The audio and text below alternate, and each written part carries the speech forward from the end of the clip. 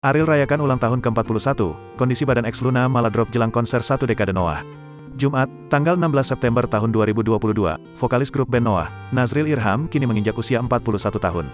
Ariel diketahui lahir di Pangkalan Brandan, Langkat, Sumatera Utara, pada tanggal 16 September tahun 1981.